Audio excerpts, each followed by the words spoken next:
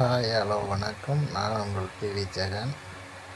நம்ம இப்போ என்ன பார்த்துக்கிட்டு இருக்கிறோன்னா ரோலர் வீல் புஷ் ரீப்ளேஸ் பண்ணியிருக்கிறோம். மற்ற இதர பணிகள் முடித்து வாகனம் தயாராகி கொண்டிருக்கிறது. கூடிய விரைவில் வாகனம் புறப்படும்.